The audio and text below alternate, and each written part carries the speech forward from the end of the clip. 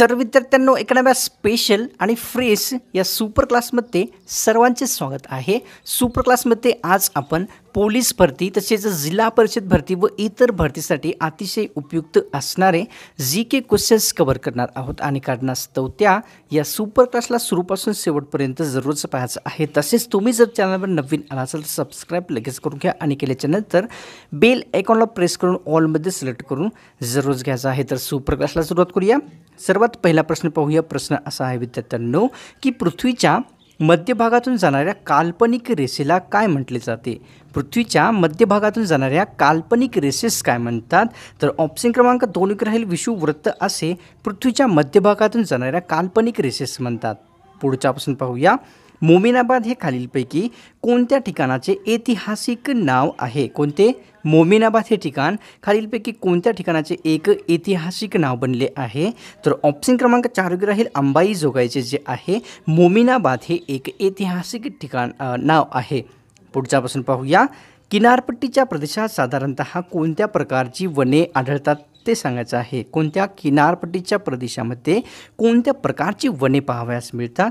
तर ऑप्शन क्रमांक 3 राहील दलदलीची वने जे आहे किनारपट्टीच्या प्रदेशामध्ये पाहावयास मिळत असतात। पुढचा प्रश्न पाहूया। हिंदी महासागर व दक्षिण चीनी समुद्र यांना जोडणारी समुद्रधुनी कोणती आहे? हिंदी महासागर तसेच दक्षिण चीनी समुद्रात जोडणारी समुद्रधुनी कोणती आहे? तर ऑप्शन क्रमांक 3 राहील मल्लाकची समुद्रधुनी ही हिंदी महासागर व दक्षिण चीनी समुद्र यास जोडणारी आहे। पुढचा प्रश्न पाहूया। भारतामध्ये देशबंधू या नावाने खालीलपैकी कोणत्या व्यक्तीस ओळखले जाते? कोणत्या देशबंधू नावाने कोणत्या व्यक्तीस ओळखतात?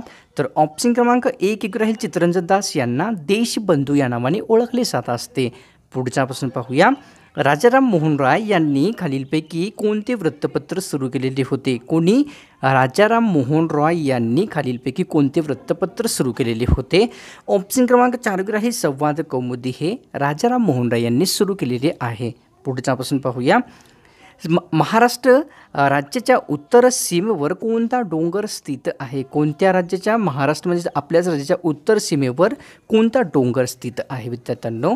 तर ऑप्शन क्रमांक 2 राहील सातपुडा हा जो डोंगर आहे महाराष्ट्र राज्याच्या उत्तर सीमेवर आहे। पुढचा प्रश्न पाहूया। या ठिकाणी जपान या देशाची अवकाश संशोधन करणारी संस्था कोणती आहे? जपान या देशाची अवकाश संशोधन करणारी संस्था कोणती आहे? तर ऑप्शन क्रमांक 2 राहील विद्यार्थ्यांनो जाक्सा ही जी संशोधन संस्था आहे ती जपान देशाची आहे। पुढचा प्रश्न पाहूया।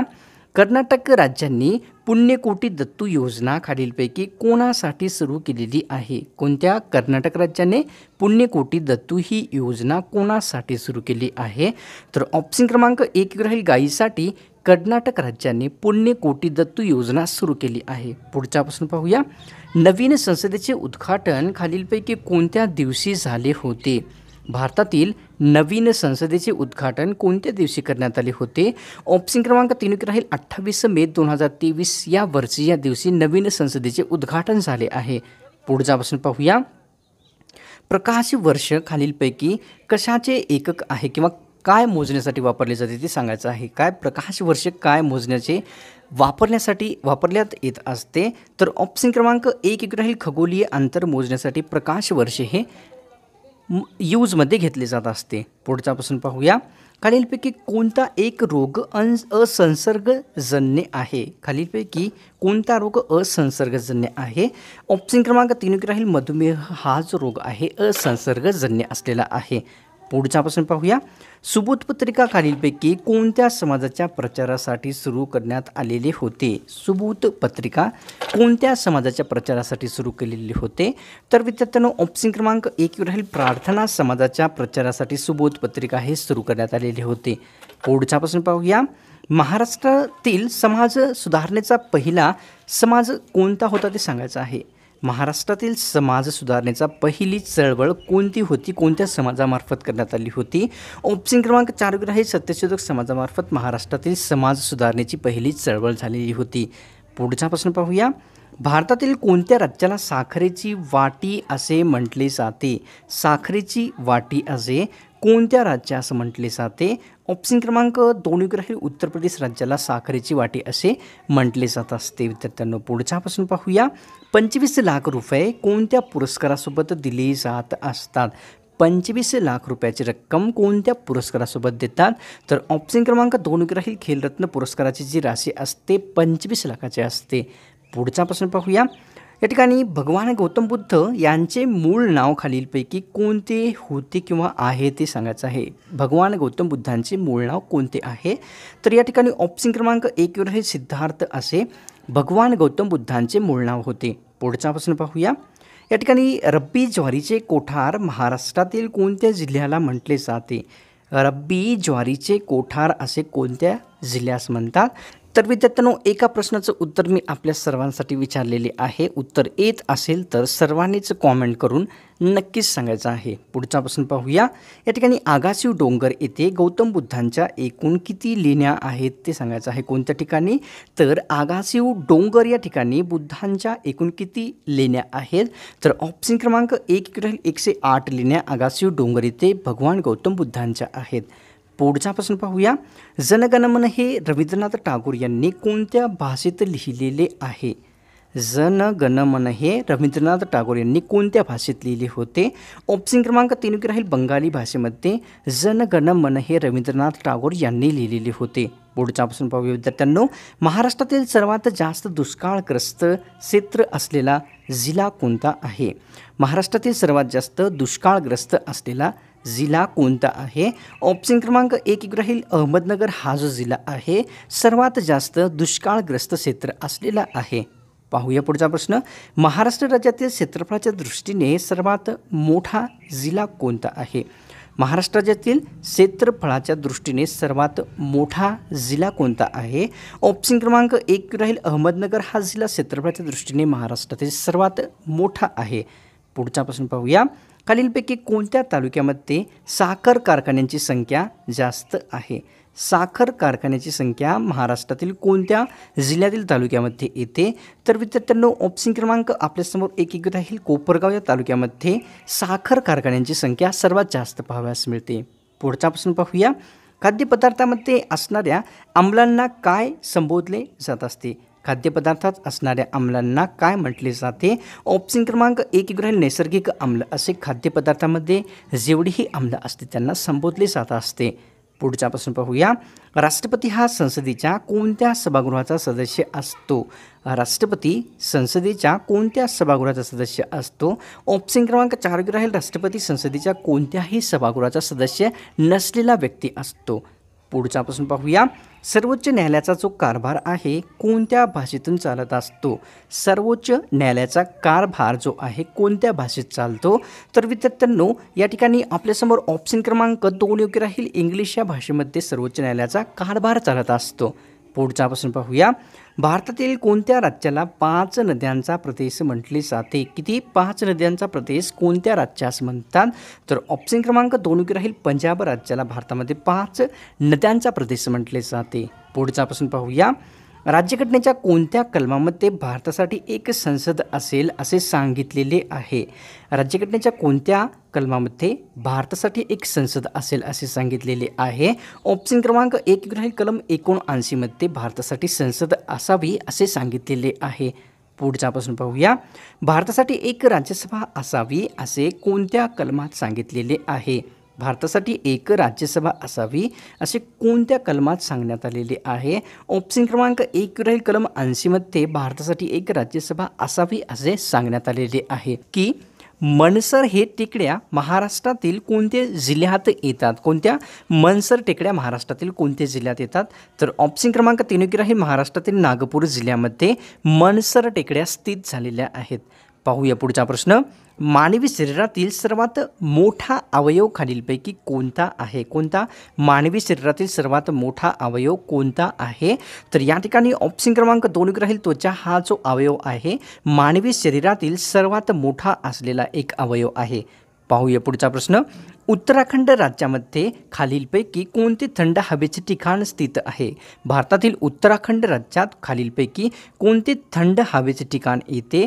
तर या ठिकाणी ऑप्शन क्रमांक 3 राहील अल्मोडा हे थंड हवेचे ठिकाण उत्तराखंड राज्यामध्ये येते. पुढचा प्रश्न पाहूया.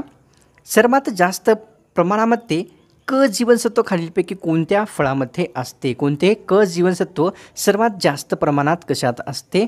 तर या ठिकाणी ऑप्शन क्रमांक 2 राहील आवळ्यामध्ये क जीवनसत्व हे भरपूर प्रमाणामध्ये असते. पुढचा प्रश्न पाहूया.